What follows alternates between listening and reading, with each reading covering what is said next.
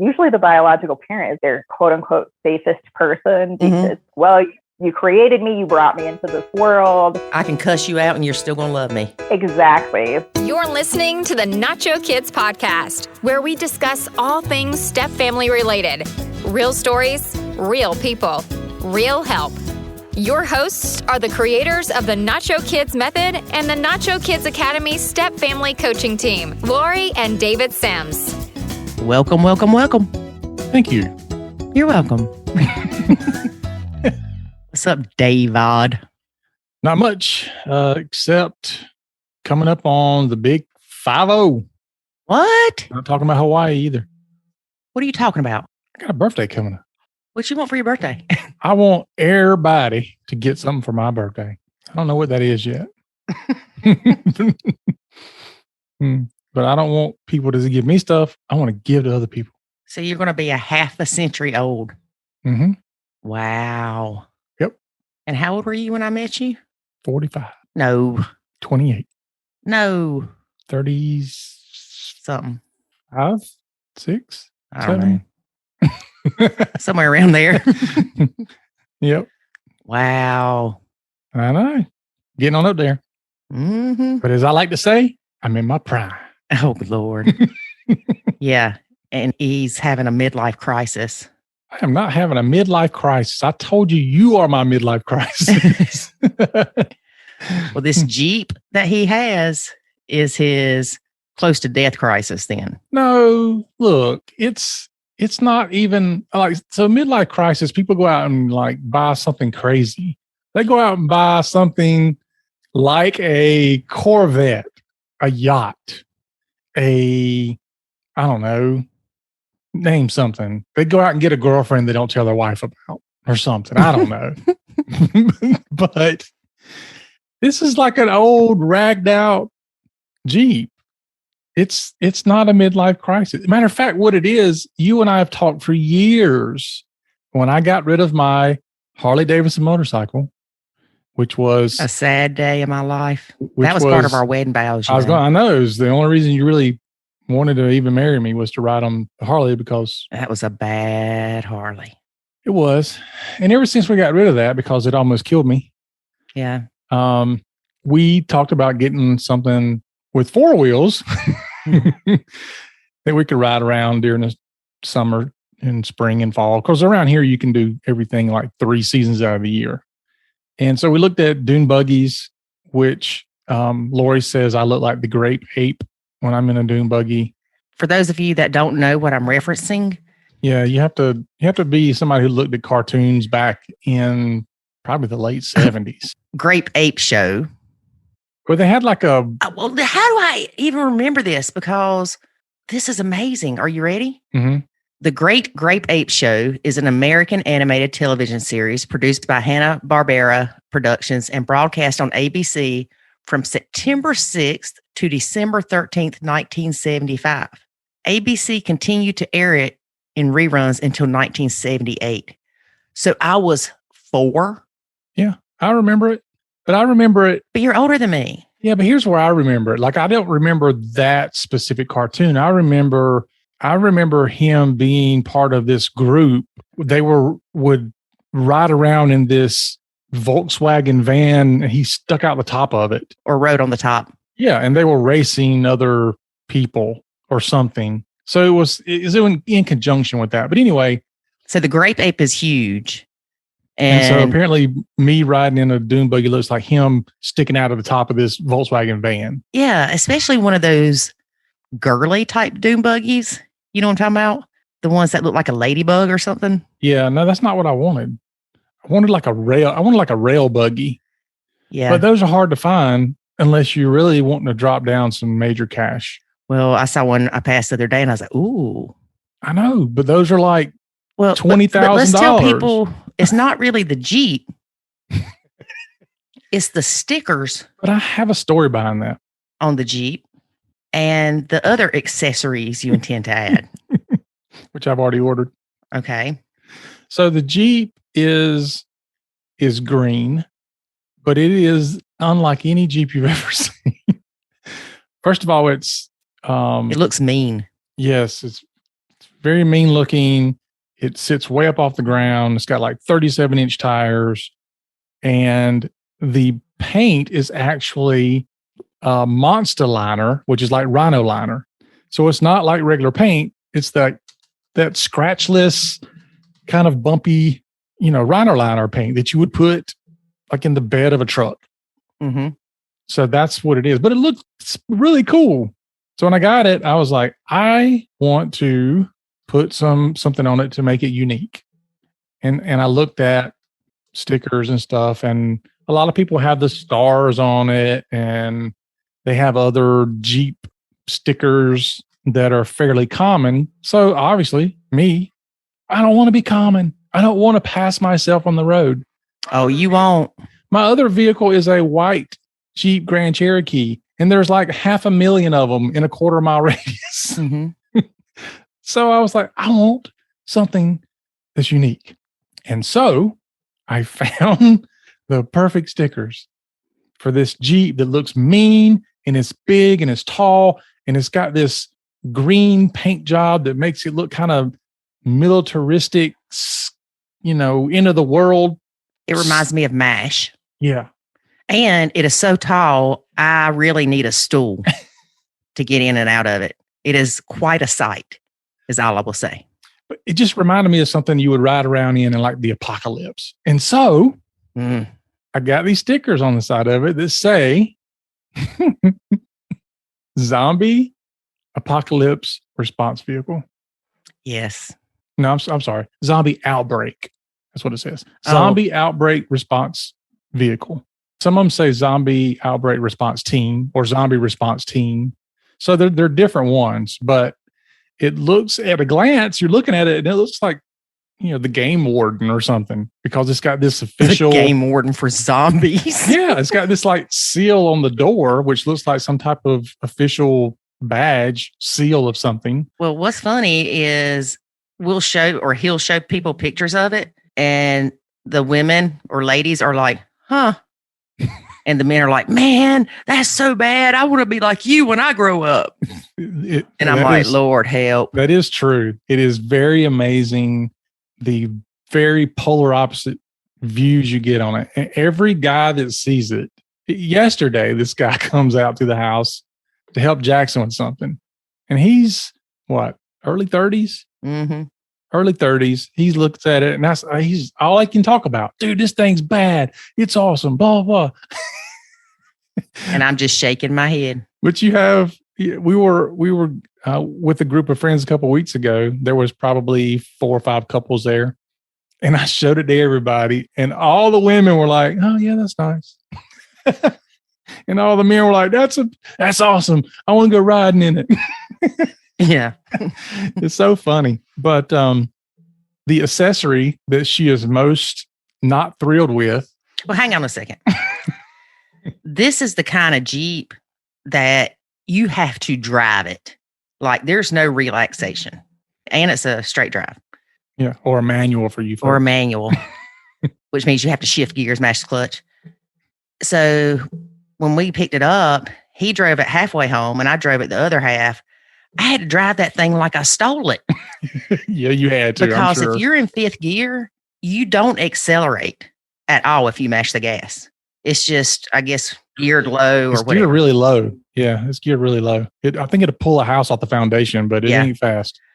So you're sitting at stoplights and people are already staring at you because this thing's an atrocity and it's loud. And then you have to drive it like you stole it. So when you go to leave the stoplight, unless you want it to cut off or burn the clutch up or whatever, you have to get that timing just right. And that front end raises up about 6 inches. It's like, so people stare at you already. And I don't like that. And I can't hide because there's no doors. You can hide. Nobody can see you because you're too high up off the ground. Oh, yeah, right. All right. So I got this Jeep. It's the Zombie Outbreak Response Team Jeep. I found all these cool stickers for it. Like I've got a sticker on the front windshield that has our state on it. And it's the state official license for zombie hunting. So I stuck it on there. And then on the back of it, there's a thing that says Zombie Outbreak Canine Unit. So I stuck it on there. Because we do take the dog riding in it. We do. But I didn't think that was enough. Of course not. I thought it needed something else. Of course it did. Because if you're... It's not big enough saying, look at me, look at me. You know, other than having a horn that says, look at me, the only other thing you could do was... Well, if you're riding around and you're doing zombie response type stuff, what do you think that you would need? Water. Water? Yeah. Why? Because you're going to get thirsty.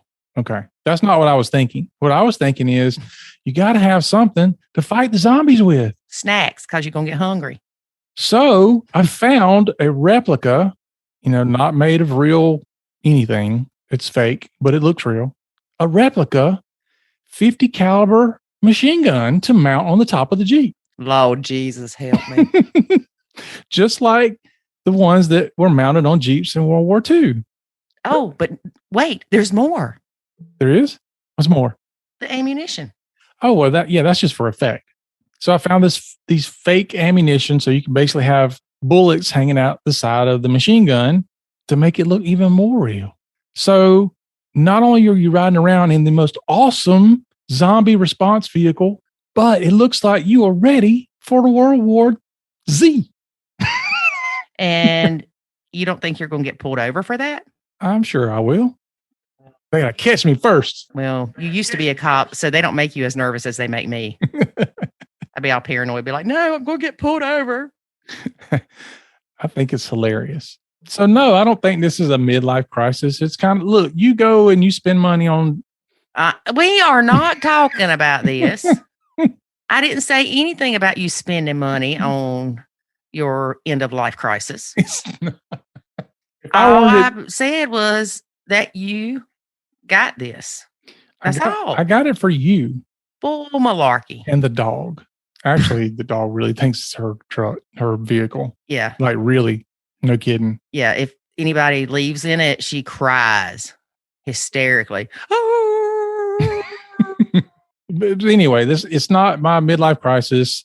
If I were going to do a midlife crisis, it would be something much better than that. It's my replacement for the Harley, and it's something we can ride around in with top down and have fun.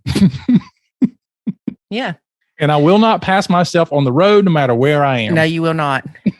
But I will say that before you leave, take the vehicle and drive off, whoever your passengers are, you should give them an announcement like they do at the amusement parks. If you have heart problems, neck problems, back problems, blah, blah, blah, blah, blah, you may not want to ride this. I'll tell you what, if you send us an email when I get the Jeep finished, put the gun on it, I'll send you a picture.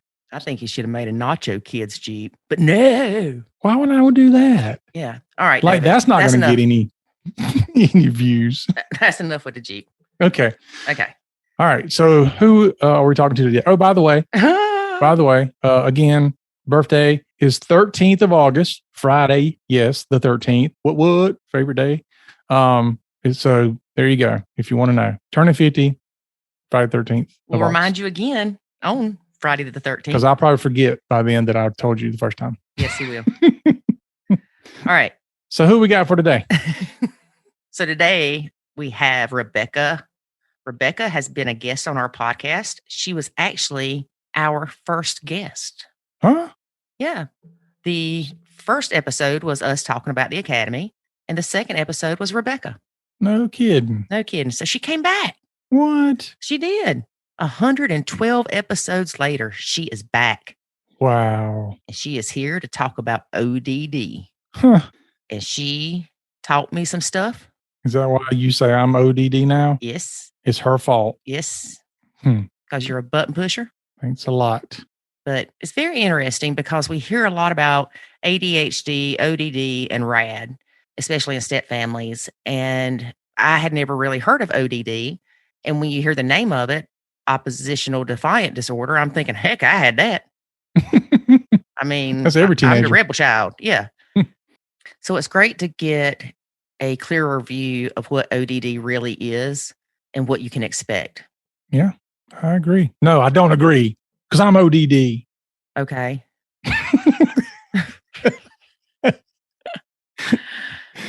I will go ahead and add, she's been blending for 17 years. She has a stepson 19 and a stepson 21.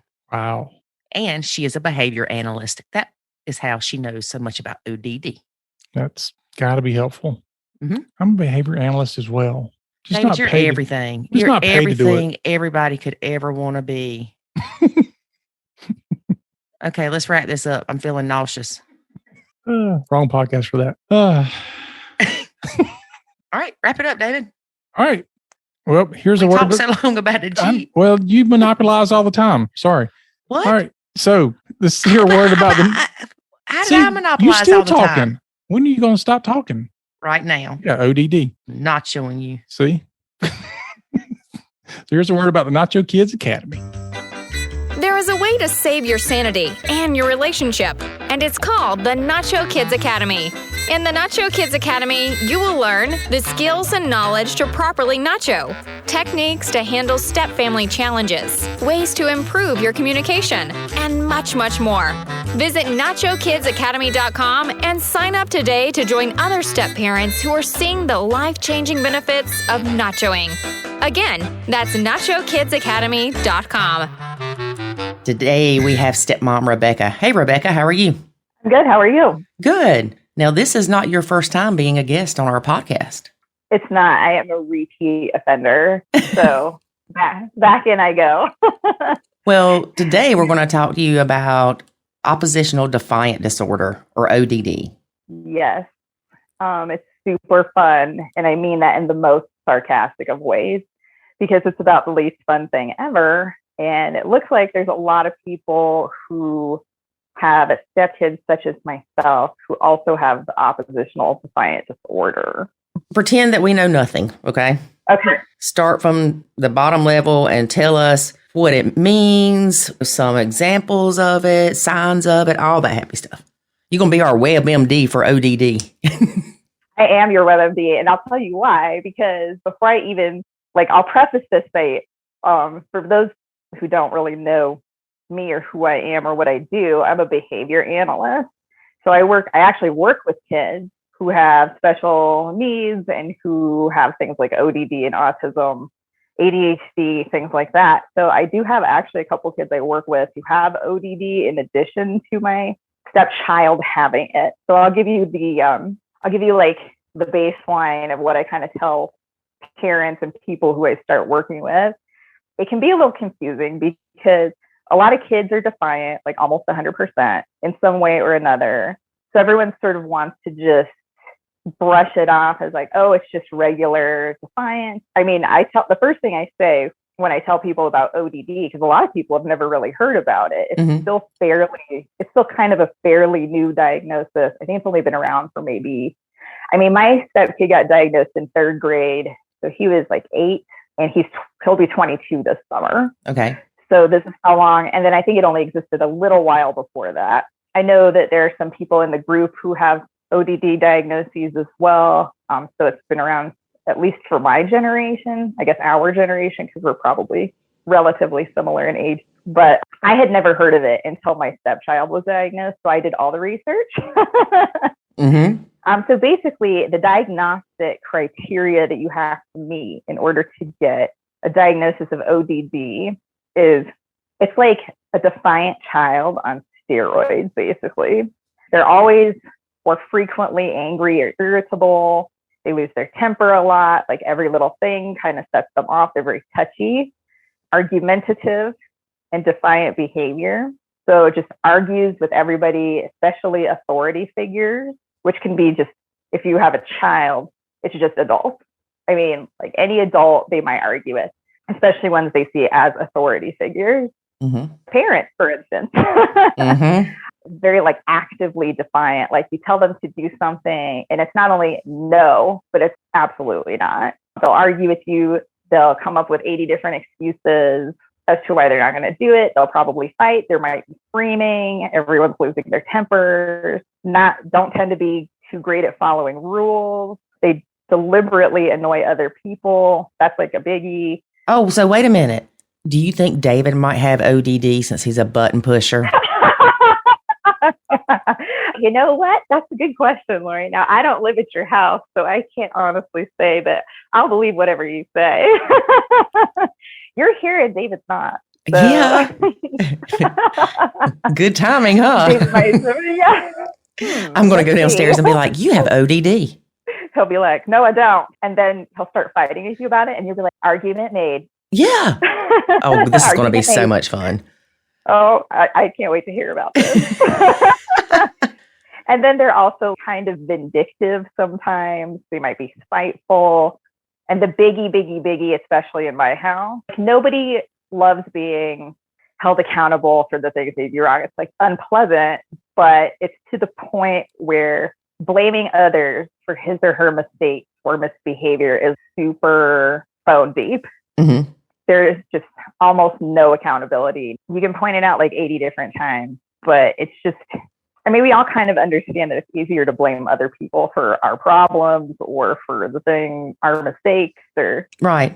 But I mean, it kind of takes on a whole new life.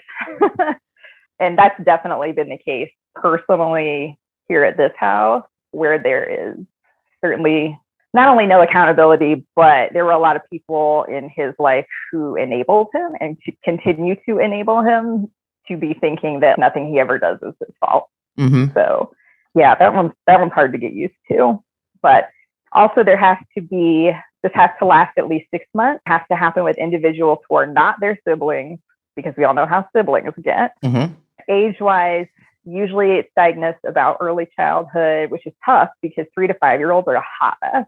All they do is fight with you because that's just what the age is. But it's excessive. Mm-hmm. It has to be most days. And with 5 and over, it has to happen at least once a week. And then there are different levels. There's like mild, moderate, and severe. Mild would be something like it only happens at home with like maybe the parent mm-hmm. or the parents or grandparents. Moderate would be it happens in more than one setting. So it could be home and school and across like multiple people. And then severe would be basically pretty much everywhere with almost everyone. And like with your more severe cases that are bordering on conduct disorder, which is when things get really live, mm-hmm. it's pretty much just all the time. So yeah, it's not super fun. It's not really super fun. And I'm glad that you have given us so much detail, because when you started off talking about some of the symptoms, I'm like, oh my God, I had ODD as a kid. I literally every day think that I have it sometimes, because I look back at my own childhood and like I very well might have had like maybe a milder case, because I used to give my parents, I often joke that I'm surprised my parents had more kids after me, because I was just rough mm-hmm. from birth through 7 years old. And all my siblings, except for one, are within 2 years of each other. So by the time I hit 9 and my baby brother was born, I was like the third adult in the house. But my parents also worked really hard with me. I was a spirited child, Lori. Well, and that's what I'm thinking too, because my son fits some of this criteria. He will argue mm-hmm. with me all day long about something, but he doesn't do it with David. Yes. And sometimes, depending on what happens, all kids, I would wager 99.9% of children argue with their parents, especially their biological parents, because there's sort of that, well, they're usually the biological parent is their quote unquote safest person because, mm-hmm. well, you created me, you brought me into this world. I can cuss you out and you're still going to love me. Exactly. But with everybody else, it's, ooh, they're not obligated at all. I'm going to just be on my best behavior. And with ODD, that just isn't always the case. I'll tell you how we found out that he even had it. Mm-hmm. So I kind of came in, I was 25 when I met my husband. I'm 42 now. So that just goes to show how long this has been going on and that you can survive it, because I did. Right. I just don't play. I have next to no patience for kids who are like back talkers and who just are very defiant. So of course I was gifted with this child with ODD. I'm like, oh! Every day I have to like wear a bite plate because I grind my teeth so much. But it's fine. It's just fine. I do it in my sleep even. I do too. Yep. He may have started out a little bit on the moderate, and he was never mild. I mean, I've known this kid since he was not quite 5 years old. So we're kind of in that initial period where it's, all right, is this just typical 5-year-old behavior or is this that kid? Mm-hmm. I'd already been working with kids forever by the time I met my husband, since I was, if you count babysitting, since I was 12. Okay. Which is one reason I didn't want to have kids. But coming in, I always kind of sensed there's something going on with this kid, and I didn't know what. So his 3rd grade teacher finally called my husband and his ex-wife in, and they're like, look, he's disrupting class. We're giving him task demands and he's crawling under the table and he's crying all the time and he's having fits and it's just really disruptive. So we highly recommend that you go get him tested for ADHD. So I was like, okay. I mean, I didn't go because I'm not the mom. Mm-hmm. That was just up to them. But he reported back to me. So they went and they had him tested. And yes, in fact, he did come back with ADHD, which oppositional defiant disorder a lot of times is comorbid with ADHD and autism and anxiety, things like that. So it often doesn't really exist on its own. So he got the double diagnosis, and my husband has oppositional defiant disorder. What do you know about that? Nothing. And I work with kids with special needs. So I work with neurodivergent children, and I've never heard of this before. I went just out of curiosity and sort of for their benefit, because this was back before I nachoed, where I was in the business. And I'm like, oh, well, I can handle this because I'm a special educator and all this. I'm deep into behavioral stuff, and it's just always been my thing. So mostly out of curiosity and somewhat to kind of shed some light for my husband. His ex-wife, I knew probably wasn't going to listen to me, but that's okay. I was like, all right, here's what it is. And he checks every box, and some boxes he checks twice. All right, cool. So we know what it is. So that means that you can do something about it, right? Mm-hmm. No, not really. So, all right. And actually, one of the reasons that I even started nachoing in the first place is because this behavior was getting so cray that it's just either I have to completely step back, or else it's just going to be nothing but fight. Nothing but fight. And the whole don't have negative, interactions with your stepkids and don't say negative things about them out the window. I had nothing positive to say about him, and I had no positive interactions with him at all. And still to this day, I don't know that I'll ever un-nacho him. Yeah. But luckily, my husband's cool with it. So yeah, that's important. I have that advantage. Well, still not having the most positive feelings, but but at least I can be neutral. Right. That's what I was going to say. Is there's a difference between being rude and neutral, and Nacho is being neutral. Exactly. And being mean is just being rude. Right. So it was getting to the point where I was sort of, I'm getting out and out mean, to the point where I'm not liking this at all. I don't really like myself that well for the way that I'm reacting to this child. And kind of knowing a little bit about oppositional defiant disorder from the research. And now since I've had them, I've had kids with ODD as clients, and I have some, the peer-reviewed journal research to sort of go into how to treat it, which it's difficult. It's not easy to treat. So, and it's kind of specific. There's actually a flow chart. I saw a flow chart.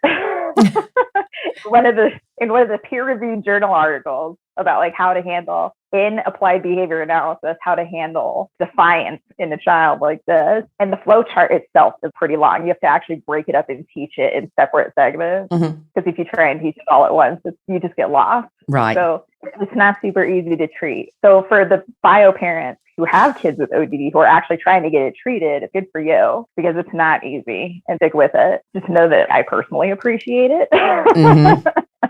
For the step parents who maybe are married or with the person who has the ODD child and is getting treated, just go along with the ride, because they're trying, and it's very difficult. And especially initially, because sometimes the behavior will get worse before it gets better. So it's tough, but hang in there. And for those who don't, just really step back.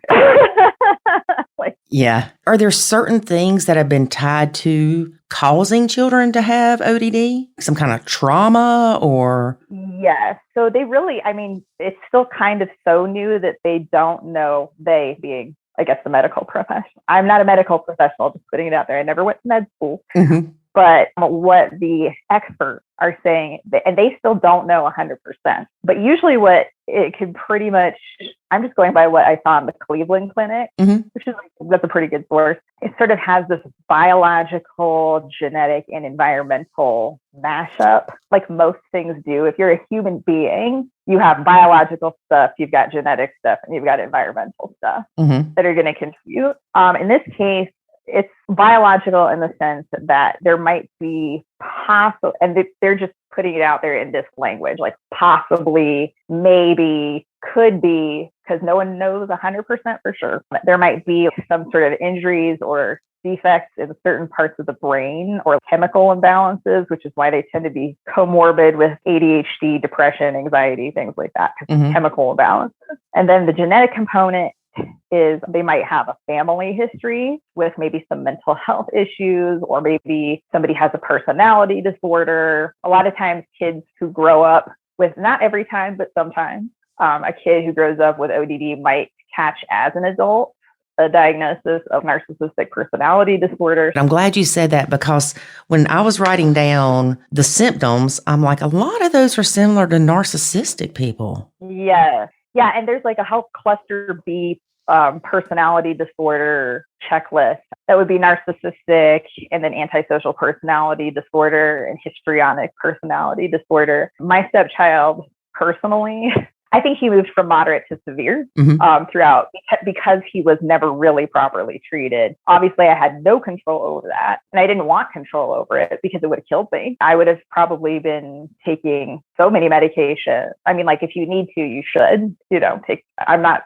dogging on people who take medication at all, because it does save lives and it can have like a really positive effect. But like for me personally, it would have driven me so crazy. My marriage would not have survived if I'd have tried. And that's just fact. I'm not being histrionic, but I would have had a nervous breakdown, repeated nervous breakdown. But he checks almost every box for all three of the cluster B personality disorders now as an almost 22-year-old. Whether he ever gets diagnosed with it or not, I don't know. He's a grown-up. Nobody can control him except the law, which, clearly he's hanging out with the law right now. It will be. He's currently hanging out with the law. And then like the environmental factors could be things like, so I'm just quoting the Cleveland Clinic, chaotic family life, inconsistent discipline by parents, which is obviously like the big neon sign, because the one thing with ODD is like discipline and consistency are pretty key, or just consequences. Discipline, yes. Consequences, they can be good or bad. The consequence of studying for a test is that you probably will do really well, for example. Consequences are not always bad. I'm a big fan of natural consequences. And it works for me. I mean, if you're rude to me, I'm going to walk away from you. Right. So if you're yelling at me and calling me a B, which did happen one time only, and I was like, okay, if you want to see a B, I'll show you a B. But my presence is fueling this fire, so I need to walk away now before I lose my mind, say something that I'll probably regret, but that will be very true. And then it'll just make a bad situation so much worse by me saying anything. Right. But he got the point that if he started up with me, I was just going to walk away and I wasn't going to talk to him. It takes their power away. Exactly. And that's your power, is taking yourself out of it and not letting them see that they're getting to you, which, another thing about ODD, and especially it's true with my personal stepchild, is that he really kind of got to know what everyone's buttons were and would push the buttons times 100. So he knew before I started Nacho, he knew that for me personally, I do not disrespectful children. You can argue with me. I'm okay with that. That's fine. That's you argue in the sense of like a debate. Yes, like debate. You can debate with me all day. That's fine. In fact, I like it because it shows me that you have some critical thinking skills, or not, or that you need to learn. Or you need to, right. But just arguing for arguing's sake, back talking, that was a big one for me. Just rude, so rude. He's still so rude, but he knew those were my buttons. So before I really kind of implemented the whole, nope, I'm taking back my power in this situation and walking away from you, and I'm not going to talk to you. It was just arguing, and all it was doing was fueling. It never would end. until one of us walked away. Right. And it was usually before Nacho, don't do this. If you're the step, don't do this. That would be me putting him in his room, closing the door, holding the door shut until it was all like simmered down. You as the step parent cannot do this. Right. Yes. You cannot do it. Don't, because that's when things can really go from bad to worse. He also, almost everything that comes out of his mouth is a lie. Still to this day, he's very manipulative. He'll say whatever he thinks can get him what he wants. I do not fall for it. He knows this, so he doesn't try it with me because I've established, no, you're not going to do that. My husband has now learned this. It took him a whole lot longer than it took me because he's the bio parent. And I know like people don't really want to imagine that their own children could be this way, but he was in denial for a really long time. My in-laws still totally in denial. They believe everything he says, no matter how outlandish it is, but it can be dangerous for a step parent to be doing the disciplining, or even if you think it's just standing up for your spouse, right? They might very well go home and work back to the other parent or whatever. If they happen to, we had every other weekend, so we weren't the custodial parents, but I knew he was going to go back to his mom and he was going to tell her that I had done something awful to him and that she was going to have a fit, thinking that I had done this awful thing to her child. And then Child Protective Services was going to get involved and I was not going to risk my career. So that's why you just gotta, the best thing to do is really just, as the step who has no obligation to discipline these children, just walk away. Yes. Please, for your own personal safety. And when you're saying that, just to clarify, you're not talking about walk away from your marriage. You're talking about walking away from the conflict with the stepkid. Yes. Just situationally walk away. And, that might mean I spent a lot of time in my bedroom. Me and the TV got to be really good friends. I actually, this is so drastic. I actually took up triathlons to get out of the house sometimes because you know what? I have to go do a 5K now. And that puts me out of the house for like 45 minutes because I'm not the fastest runner. Or I'm like, I got to go get on my bike. And I just spend hours away from the house. That's awesome that you did that, though. I mean, because you could have chose to go hang out at the bar instead. Exactly. Well, and that's what I do have some addiction running in my family. If I medicate this with alcohol, because I don't really touch drugs. I mean, pot's legal in Colorado where I live. Maybe I might have done an edible or two, but just maybe. Just maybe I like the gummies, but the sweet and the sour ones are good. And maybe there might be a lot of CBD involved.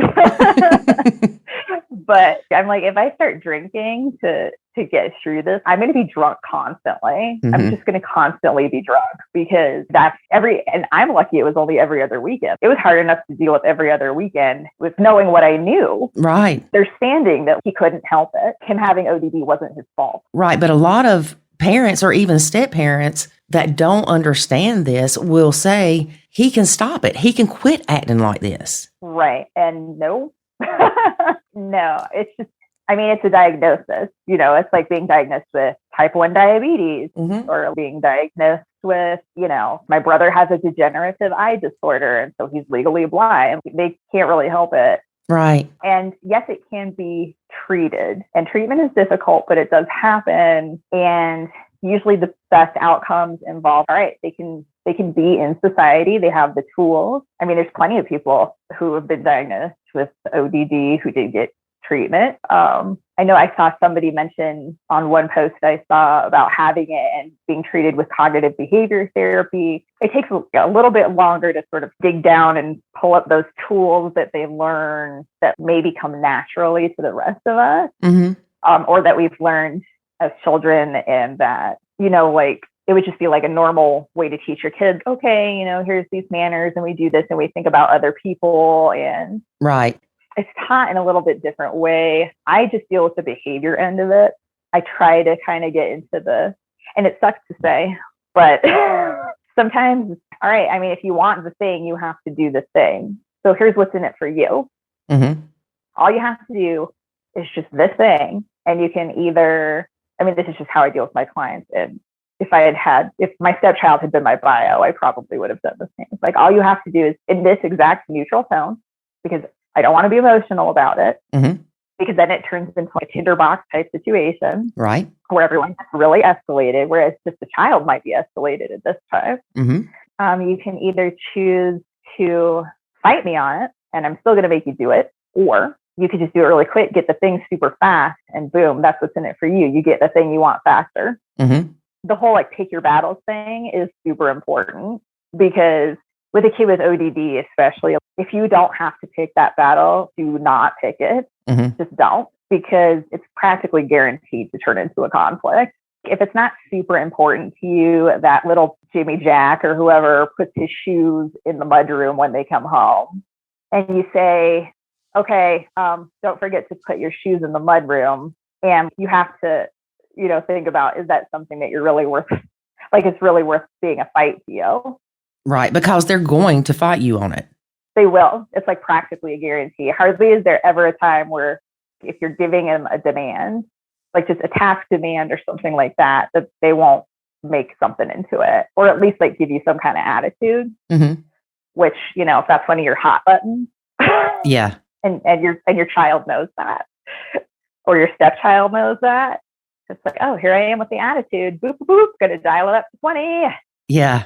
And then it turns into this whole ridiculous situation. All right, fine. The shoes are there, whatever. And then you can give the demand and be like, hey, put your shoes in and never ask. Don't give them a choice. Well, that's what I was going to ask you, is I know a lot of times if I say something to my son or even the stepkids, if I would say, hey, can you help me with this for a minute? Exactly. You just gave them the option to say no. But their response was more to help me than if I told them to just do it. Yeah. Well, and that's when you get to that point with more of like a neurotypical kind of kid where they understand, can you help me? Like you or I would, where I'm asking you to help me because I'm being polite about it. Right. But the expectation is that you will help me. Right. And like, then therefore they know the expectation is. Anytime with my stepkid, asking him, can you help take the groceries, for example, for him, you just gave him a choice to say no. Right. So then it's no. Okay, let me rephrase. And I still do this even at work sometimes. So I'm not perfect, but I'll literally just say, let me rephrase that. Go get the groceries from the car. And then when you come back in, you can go play or you can do whatever. Right. But go get the groceries from the car. Mm-hmm. Not mean, but just level. Mm-hmm. This is the tone that I'm using when I mean it. I want you to do this. It's not a choice. And it's direct and to the point. Yep. There's no room for guessing games. There's no room for negotiations. It's do the thing. And then you can move on with the rest of your day. I don't care what you do. Go do it. Right. And then they might pout and they might stomp. Just, nope. Mm-hmm. I will reissue the demand now. Go do it. And it's just, it requires a lot of measurement, Yeah. But a child with ODD, they're going to have that quote, quote, disrespectful response to the step parent, as well as the bio parent, as well as the grandparent, or even the neighbor. Yeah. The neighbors, the teachers. I mean, in my stepkids, it's the cops right now. So, and that's, I mean, I only laugh because if I didn't, it would be like it's super heavy. Yes. I have to laugh. It's the thing of like, we laugh so we don't cry. Yes. Kind of thing. Laughter is the best medicine. Right. It's really hard to watch, especially when you're the step parent, because technically, I mean, we're a little bit more than objective observers. We do have some skin in the game in that we want our partner's children to turn out well and do well for themselves. Mm-hmm. And when we see all this happening, and you're like, oh my God, this is going to turn out so bad in life. And sometimes you get lucky and it doesn't. But I mean, I saw this coming. Yeah. I'm actually surprised he made it to 21 without getting arrested.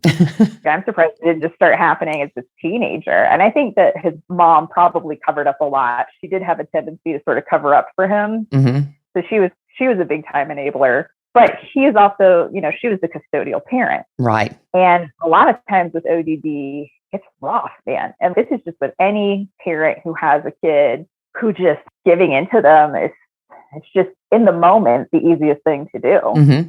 because you just want the conflict to stop. You just want it to stop already. Right. And it doesn't matter. Like, everyone's got their things. I have a client who I'm seeing later today and he has autism, ADHD. He is not defiant, but like his screaming is it drives her so crazy that a lot of times she will just cave in, and she admits it. I just need it to stop. Yeah, in the moment it's going to stop, but then he's going to keep doing it because we're not playing the long game here. We're playing the short game. And unfortunately, with a lot of intervention, with any type of thing like this, especially ODD, it's playing the longest game you ever played. Because there's no magic bullet. Sometimes you have to find a combination of interventions. Sometimes that can take forever. It's very frustrating. Every day is explosive in the house, and there's so much conflict, and everyone's stressed out. And it's a lot. It's a lot. I understand that whatever you need to do in the moment seems like the right thing or the right approach. And I know for her as the bio mom and as the custodial parent for her, and parents only do what they know. I can't remember correctly if both of them had medical rights. I think they did, but it was sort of the thing of she really, I think, just wanted it to like stop. So he wound up just completely running her house. And I don't even know. I don't know that we'll ever know how bad it got there because there was one incident where my husband was dropping off at her house. She lives with her mom. Her mom, I think she has visual impairment, so she helps her out. And this kid, who I think was maybe 15 or 16 at the time, grandma said something to him, and he like grabbed a knife and brandished it at her in front of my husband, who, by the way, he didn't totally let it go by. We had sometimes rules at our house, meaning that he sometimes had rules and he sometimes enforced them, which is not the thing to do, but we all know that. So that's one reason. Another, I had to step back and be like, all right, whatever. I can't be the only rule enforcer in this house with two kids. Because remember, there's a second stepchild involved in this too. Right. Who does not have ODD, but who is very much the victim in a lot of situations. He was bullied big time by his brother. And feel bad for him, of course. But I can't, like something like that brandishing a knife, that would never fly at our house. No. Regardless. Like that would have been something that my husband would have absolutely done something about. I wouldn't have even had to look at him twice. He'd have been, that's it. Right. You're done. Get out of here. You need to exit this room now. And don't you ever do that again. Right. He would have done something about it. So I just don't know if maybe bio mom was so bullied by him that I think she thought maybe it might have gotten to the point where some kind of intervention would have been almost dangerous. Because when you get to like the tippy top of ODD, it can get into conduct disorder, which is definitely more serious because now we're talking about committing crimes, being violent. This is stuff that people go to juvie for, or, in my stepchild's case, real person jail, but like real jail when you're like robbing things and you try to steal a police car to get away. Yeah. But so smart. When you're high on meth. Yeah. So I don't know that we'll ever really know what went on over there, but left untreated, it can definitely get worse. He'll just magically get better or he'll outgrow it. That almost never happens. Right. So buckle up. Yeah. Buckle up, step parent. For me, what I had to do just as a step parent, it was really frustrating for me because what do I do for a living? I can't treat him, but I can help you and I can back you up. I was willing to back up anyone who was willing to get him help. I would have gone to bio mom's house and then, does she need to listen to your mom? Or don't look at me. Yeah. I'm not going to get you out of this. What did your dad say? Right. And to have it go almost completely untreated in my presence was really, really difficult. Yeah. But I came to have to realize that if these stakeholders, meaning like the guardians, whoever the legal guardian of the child is, it might not be the bio parents. It might be the grandparents. It might be auntie and uncle. It could be the system. Who knows? But whoever's the legal guardian of the child, like if they're not willing to do the treatment and invest in it, it's not worth going. It's not even worth worrying about it. You feel bad for a little while and then you move on. Yeah, because it's out of your control. Exactly. It had to be more difficult for you being in the field you're in versus if it was somebody like me not in that field and David's not taking them to get treatment, then I'm like, well, his choice. And because I wouldn't be as educated on it. Whereas I can see you sitting there going, oh my God, you've got to do something.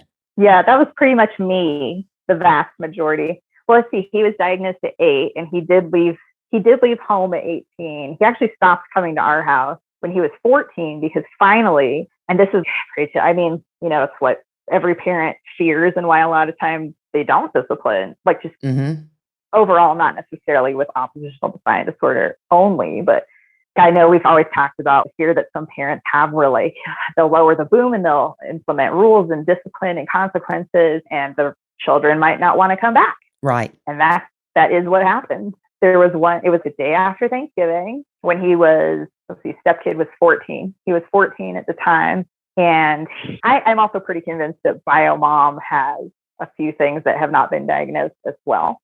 She's we actually get along. We don't hate each other. We have a decent relationship. We're not friends. Right. But we get along. When we're together, we actually get along, probably because I put up serious boundaries with her. So she knows exactly, I think she appreciates that she knows exactly what she's going to get from me, which people do anyways, but because boundaries show people that you care about yourself and them. Right. But she didn't want to come pick him up from our house because it was our year for Thanksgiving. And so he like demanded to my husband that he take them to the mall to meet up with Biomom so they could do Black Friday shopping. And that just doesn't fly in my house.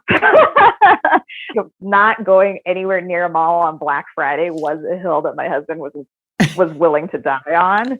And I agree. Because it's insane, right? It's crazy. She's like, I'm not going anywhere near the mall. I'm not. No, if your mom wants to go take you to Black Friday shopping, like she can come and get you for sure. And she's not going to do it. You need to do it. No. And there was just yelling. My husband is a big time yeller, big time. Which it's like you say, knowing what I knew about ODD, I was like, oh my God, you're just making it worse. Yeah. But I just sat there. Oh God, this is exactly what he wants. He wants to have control over your emotional responses and you're giving it to him. But I just sat there very measured. Just going to let this play out.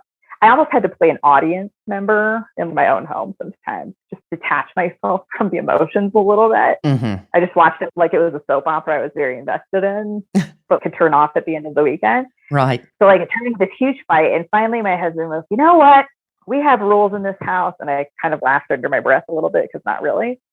But he's like, if you can't at least follow the rules, be a decent person, you can't come back here until you do. Until you're ready. And I know exactly what he was going for with that, which is that he was hoping that his kid would be, oh no, I need to get it together and continue to go to dad's house. Right. But it actually was the exact opposite. And so since he loves lying and he loves manipulating people, and with that lack of accountability aspect that we talked about earlier, he went and told everyone who would listen that his dad abandoned him. He told them that he wasn't welcome in our house anymore, leaving out the part where my husband said, unless you can follow the rules, which would have made it his choice. But he left that part out because it was not convenient and it didn't fit his narrative. Right. And so I felt really bad for my husband, but that's what happened. Like he hasn't spent a night here since he was 14 and he's 22 now. So almost 22. He'll be 22 in a couple months. And he went out, and what did end up happening was the Biomom did come get him. She ended up coming to get them because she knew that she wasn't going to get her way. And then there was a whole bunch of conflict there, and it was just a mess. And there were doors being slammed, and there was cussing and name calling, and it was just ridiculous. I just stood there with my mouth open the whole time, like, okay, this is it. This is what's going on. Gotta love family holidays. Yep. That's why the holidays are the worst to me. Plus, then he knew exactly who he could tell and who would believe him. Right. So the result of that, the long-term result has been he went and told my in-laws, oh, dad is so bad to me. They already had been enabling him a lot because my husband and his ex-wife was the first divorce has happened. And so they thought, oh, these kids. And yeah, I mean, divorce is very tough for kids, even when it happens at a young age. But they just used it and excused it. They excused his behavior. They told him there was nothing wrong with him, that it was everybody else. Everyone was after him, and just really like perpetuated that whole no accountability thing. So now we have strained relationships with my in-laws as a result of him going off and telling them, dad put me out, blah, blah, blah. And they're like, oh, your dad's so mean and he's the worst. So he didn't come back after being 14 years old? Nope. He came back for like maybe a day here, 10 minutes there. He showed up drunk one night looking for money. That's pretty much how it wound up. And now, ironically, because he's behind bars, he's talked to my husband more in the last 2 months than he did in the previous 2 years, where we didn't even know where he was some of the time. Mm-hmm. I mean, there was a good 2-year period where like nobody knew where he was. Right. Like he ran out. Bio mom finally put her foot down about something and meant it at the age of 17 and a half years old. Too late. Yeah. And he ran out at 18 and called her the C word and said that she ruined his life and that he and his then boyfriend had gotten married behind everyone's back, and boom, gone for like 2 years. Wow. So, yeah. When he decided not to come back, did your husband beat himself up about setting those boundaries? No, I mean, I think maybe he did a little bit at first, but here's where the step-parent support piece can come in, because knowing what I knew, A, about ODD, and B, just about boundaries in general, if you don't set those boundaries, you're just going to set yourself on fire to keep everybody else warm, and it's going to make you miserable. So I think he deep down knew that that was the right thing to do, like giving him that boundary. And I kind of wish that it would have happened a little earlier, because if it had been an established pattern of this is how you're going to act and this is how you're not going to act, and there was a lot of inconsistency there, he probably would have still come over, but we can all say what could have been. Right. That's alternate universe land. He did a little bit, but I really tried to be, you know what? If you had let him do whatever he wanted, what would have been the result? Right. And he was, the same. It would have been the same thing every day. It would have been more conflict. It probably would have gotten worse. He had to kind of talk himself through. I mean, it's still hard for him to this day. His kid is in jail. And he does occasionally say things, I wish I would have done this. I wish I would have done that. And the thing that he wishes he would have done almost always, I wish I would have consistently disciplined him when he was at our house from a young age. All I can do is just nod my head and Yeah. Yeah, but what happened. And you know, we're here now. This is presently what's going on. You can't change the past, but you can change how you interact with him from now on. And however he chooses to interpret that, or what he chooses to do with your boundaries, is up to him. But you're protecting yourself at this stage in the game. He's an adult. You know, you're not obligated to bail him out. In fact, you probably shouldn't. Right. And that's what I was going to ask. Is he able to be bailed out? He has literally bailed out. Yes. Actually, he does have a bond. He is eligible for bond, but the bond is very high. Okay. So no one's going to pay it. The second time he got arrested, the bond was actually really low. It was only $500 or something. We have it. I mean, we have that money, but my husband goes, nope, I'm not going to do it. I'm not going to, because by this time we've already gone through him being MIA for 2 years. And my husband had really figured out, this is what I'm saying, if you just step back and let chips fall where they may, he got it eventually that his kid only came around when he wanted something, when he wanted money or when he wanted a car. I mean, he never did get the car, but you know, we keep separate bank accounts because nope, you can go ahead and spend whatever money you want on your child bailing him out, thinking that you're going to buy his respect, but it's not going to happen. I know that. So that's why I keep my bank account separate. And I don't say that out loud. I just say that in my head. I do not say that out loud. But when he says things like, you know, he only comes around when he wants something anyways. Yeah.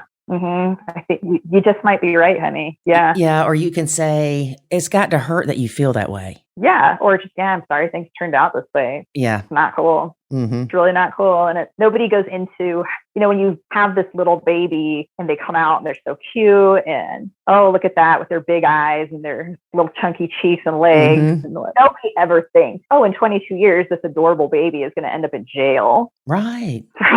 For burglarizing a construction site, stealing multiple vehicles, including a cop car. Okay. And that they're going to make all these horrible choices. Oh my God, your life is over before it even begins. I mean, there is such a thing as rehabilitation, but his brain just doesn't work that way. It doesn't process that he's in charge of his own life. It processes everything bad that happens to me is a result of other people or other circumstances and not me. And nothing I do is the problem. It's everybody else's problem. Well, everybody else is the world. Yeah. The whole world has a problem with you, I guess. But that's how it works. And my husband does still kind of hold out hope that he'll get it eventually. Not without some serious intervention at this point. And he has to actually want it. And that's the other thing. He won't get that intervention being in jail. No. And if he's even offered it as an adult, I mean, and with anybody, if you get an intervention, you have to actually want to participate in that process in order for it to work.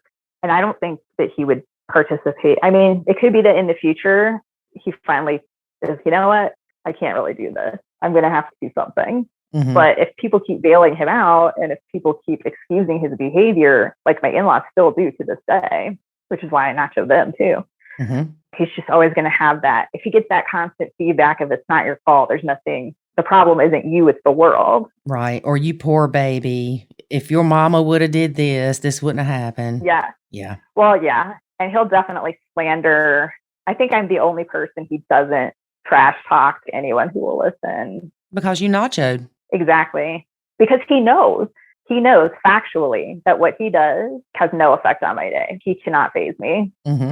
He's tried a lot as a kid. Nope, I'm just going to walk away. I'm not putting up with it. And he knows it. He has said so before. As an adult, he left a message for my husband one night. I think he was probably maybe drunk and high, but it was really late at night. That's why I think that. And he still has substance abuse issues, but which I'm sure does not help the ODD.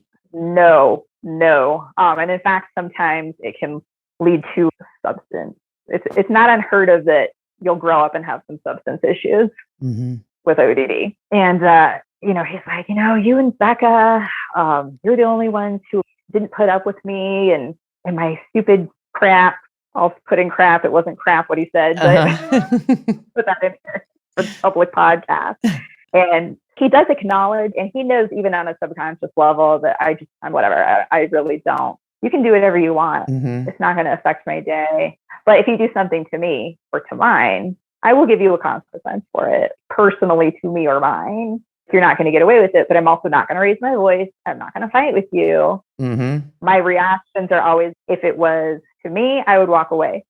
If he was he never really tried anything with my pet, luckily. I think because he probably knew that I would have gone like ballistic, but. Right. Because those are your babies. Oh, yes. And I'm happy to tell you, sidebar, last time I talked to you, I only had the 2 dogs and I was lamenting the fact that I couldn't get a cat because I couldn't talk my husband into it. Guess what happened? I got a cat. So I win. Yes. It was a few months after that. Awesome. So if David wants to know, I now have 1 cat. Or if he was cutting up at my family's house. My family, I learned what I learned before I even learned it because my parents were very consistent with consequences and discipline and things like that. So I knew they were going to be right on board. And I would tell him ahead of time, if he starts cutting up, walk away from him. Or it's your house. If you want him out of there for a few minutes, take him out of your house for a few minutes. Yeah, just don't engage. Right. Let him go sit on the lawn. Whatever. He'll be safe. It's fine. Right. My husband will keep an eye on him. It's cool. Just don't engage because that's what he wants. That's what's going to feed that fire. And so just don't do it. Don't put up with it, but don't feed into it either. To be honest, he almost never. My parents' house was the one place it was almost a guarantee he was going to be just fine. Because he knew better. Exactly. I think there was one time I looked at him and I was, I learned it from someone. Who do you think those people were? And I was just getting into the nacho mindset of don't interact, don't engage. And when you were talking about the biological, genetic, and environmental influences, you brought up inconsistent parenting. Yes. So, it being the whole step family coach thing, I'm thinking, I wonder if there's an increase of ODD since there's an increase of divorced families, which means there's an increase of guilty parent syndrome. There's an increase of lack of consistency and discipline. Yes. And I would almost bet, I don't have any research to back it up. So this is just my personal opinion.